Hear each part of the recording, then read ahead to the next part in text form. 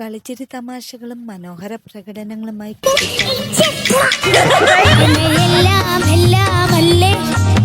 ഇടയ്ക്കുള്ള ഡാൻസും മുഖത്തുള്ള എക്സ്പ്രഷൻസും ഒക്കെ എന്തായിരുന്നു താരങ്ങളും വിധികർത്താക്കളും തമ്മിലുള്ള രസനിമിഷങ്ങളാണ് വേദിയെ കൂടുതൽ ശരിക്കും ആ സിനിമയിൽ ആ പാട്ടിലുള്ള പോലെ തന്നെ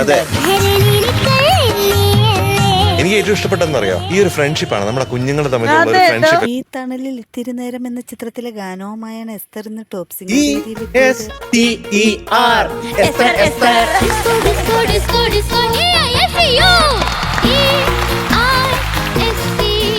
ശ്യാമിന്റെ സംഗീതത്തിൽ കെ ജെ യേശുദാസും കെ എസ് ചിത്രയും ചേർന്നാലപിച്ച ഗാനമാണ് ഒരു പെർഫോമൻസ് തന്നെയായിരുന്നു. കുറെ കാലങ്ങളിൽ എന്നെ തിരിച്ചു കൊണ്ടുപോയി എന്നുള്ളതാണ്.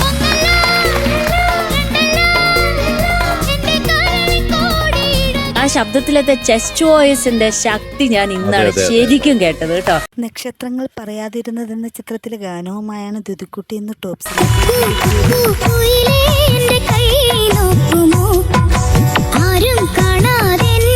ചരണം ഉണ്ടല്ലോ അത് കലക്കി. മോഹൻ സിത്താരയുടെ സംഗീതത്തിൽ കെ എസ് ചിത്ര ആലപിച്ച ഗാനമാണ് രസായിരുന്നു മൊത്തം രസായിരുന്നു. ആശീർവാദം എന്ന ചിത്രത്തിലെ ഗാനവുമായാണ് ശ്രീയക്കുട്ടി ഇന്ന് top wonderful selection of song. Sreeyakutty പാടിയതിലെ വൺ ഓഫ് ദി ബെസ്റ്റ്. അർജുന്റെ സംഗീതത്തിൽ വാണിജ്യറാം ആലപിച്ച ഗാനമാണ് താരം മനോഹരമായ സീമന്തരേഖയ്ക്ക് മുൻപേയും പിൻപേയും എന്ന് ഇനി ശ്രീയക്കുട്ടി അറിയും. മേഘം എന്ന ചിത്രത്തിലെ ഗാനവുമായാണ് സാരംഗ് ഇന്ന് ടോപ്പ് സിംഗർ. ഒരു മമ്മൂക്കയുടെ പോലെ ഉണ്ടല്ലോ കണ്ടിട്ട്. കോടി ജന്മങ്ങളെ ഞാൻ കാത്തു നിന്ന പോലത്തെ ഒരു പെർഫോമൻസ് കിട്ടി. ഔസേപ്പച്ചന്റെ സംഗീതത്തിൽ എം ജി ശ്രീകുമാറും കെ എസ് ചിത്രയും ശ്രീനിവാസും ചേർന്ന് ആലപിച്ച ഗാനം വളരെ സന്തോഷമായി, സംതൃപ്തനായി. സാരംഗ് എന്ന് പറഞ്ഞൊരു ആഘോഷമാണ് ഇവിടെ നടന്നത്. നീ മാസ് വിത്ത് ക്ലാസ്.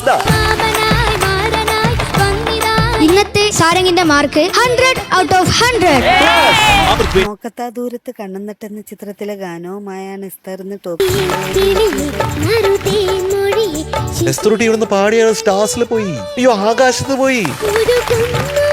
ജെറി അമൽദേവിന്റെ സംഗീതത്തിൽ കെ എസ് ചിത്ര ആലപിച്ച ഗാനമാണ് താരം എസ്തർ കുട്ടിക്ക് ഞാൻ ഫീൽ കുട്ടി എന്ന് പേരിടാൻ പോവാനി. നല്ല ഫീൽ ആയിരുന്നു.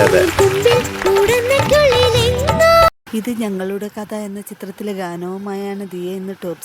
നല്ലൊരു പാട്ടുകാരിക്ക് വേണ്ട സീക്രട്ട് വെപ്പൺ അത് ഒബ്സർവേഷൻ.